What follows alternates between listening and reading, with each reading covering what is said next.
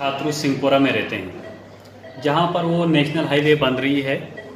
हम 2017 से लेकर हमारा यही मसला चल रहा है। बार बार ये देखो, ये पेशेंटों की हालत। पहले इनकी बहन थी जिनका नाम संतोषी देवी था। जब सर्वे वाले वहाँ पर आए तो उसका भी हार्ट अटैक आ गया और 10-15 दिन के बाद ही वो इस दुनिया फानी से गुजर चुकी, चल बसी बेचारी।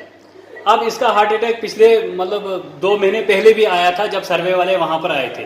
फिर उन्होंने सर्वे ही बंद कर दी। हमने इसको छात्रों हॉस्पिटल में लाया तो फिर उसके बाद वो सर्वे वाले वहाँ पर नहीं आए।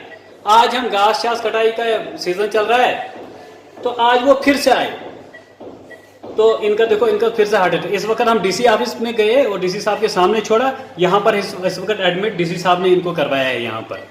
तो हम गुजारिश करना चाहते हैं डीसी साहब से, एसजी साहब से कि ये जो हमारे मसाइल इनको हल किया जाए।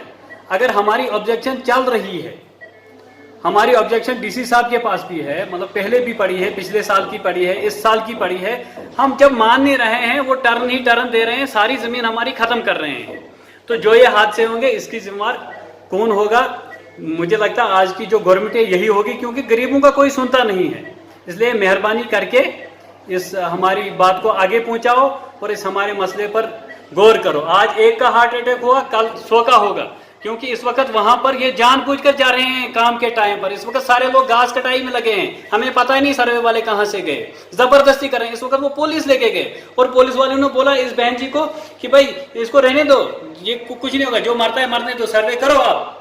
यही है क्या गवर्नमेंट ने इसीलिए पुलिस वाले बनाए हैं। इसको हार्ट अटैक आ गया है, इस वक्त आप देख रहे हैं, इस वक्त मशीनें लगी हैं, देखो कागज फाइल देखो, इस वक्त ये हार्ट अटैक आ गया है। कहां से लाया गया बेचारा? इस वक्त इसमें 3000 रुपये एक वाले को दिए और वहां से आया। एक हमारी जमीन और हमें ही रोज रोज कभी किराया देना पड़ेगा, कभी इंसानों को खोना पड़ेगा। ये कौन सा कानून है? ये कौन सा इंसाफ है? कौन सी गवर्नमेंट है? कहना चाहते हैं कि गवर्नमेंट को सुनना चाहिए हमारा, क्योंकि हम रोड के खिलाफ तो कोई नहीं है, लेकिन हमारे मसले भी हमारा भी सुनना चाहिए, क्योंकि हम भी गरीब लोग हैं। हमारा रोजी रोटी यही है, कोई माल मोश और कुछ नहीं है। हम इसी ज़मीन पर गुजारा करते थे, लेकिन गवर्नमेंट तो हमारा सुन नहीं रही है। ऊपर से ज़बरदस्ती जहाँ से मर्ज़ी उनको आती है वहीं से ज़मीन ले जाते हैं, जहाँ से उनको खुश आता है वहीं से।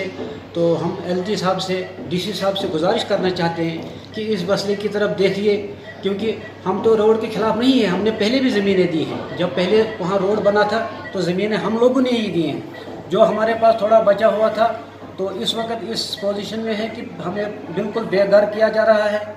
हमें कुछ नहीं है, हम कहाँ जाएंगे? क्योंकि हमारा रहन सहन उसी इलाके में है, तो हम कहाँ जाएंगे इस वक्त? तो इसलिए हम डीसी साहब से, गवर्नर साहब से भी गुजारिश करते हैं कि आप इस मसले के ऊपर देखिए। आप देखो, ये बेचारा गरीब है, हमारा हिंदू भाई है, इसको कुछ भी नहीं रहता है। इसको यही हालत इस वक्त होगी। ये बहन इसी सदमे में है कि हमारे पास जब कुछ नहीं रहता है, इसके बाल बच्चे हैं, छोटे छोटे हैं, क्या करेंगे, कहाँ जाएंगे इस वक्त? तो इसी वजह से इस बेचारी को ये अटैक आया है। तो जो कि डीसी साहब को भी इस वक्त मालूम है, तो हम गुजारिश करते हैं डीसी साहब को कि इस मसले की तरफ देखिए। तो बाकी मेरी तो वाइफ है सर।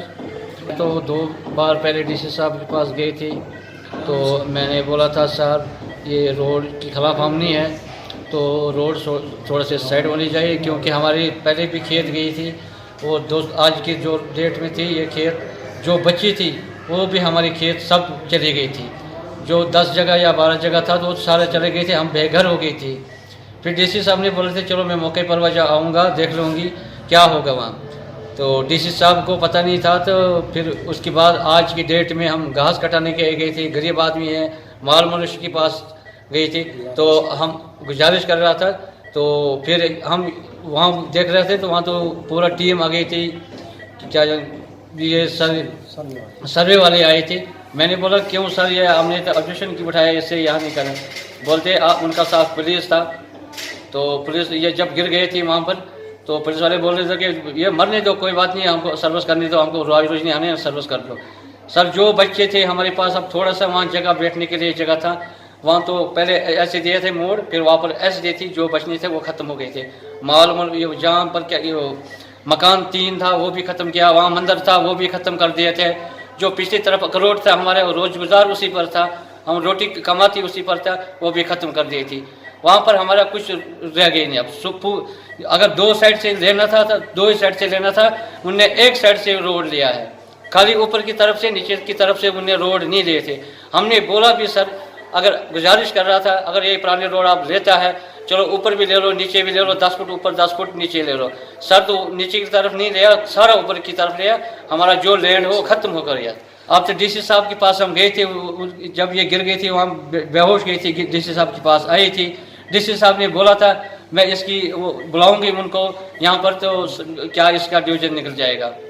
डीसी साहब से हमारा सा ये गुजारिश है और गवर्नर साहब से हमारा ये गुजारिश है, क्योंकि हमारा गौर करिए, क्यों हम गरीब इलाके के, हमारा कोई सुनता नहीं है। क्यों वहाँ पर हमने उनको बोला जाओ, फिर हम तो डीसी साहब के पास फरियाद आए, हम कहाँ से, हमारे माँ बाप तो ये है, हम इसके पास फरियाद आने थे।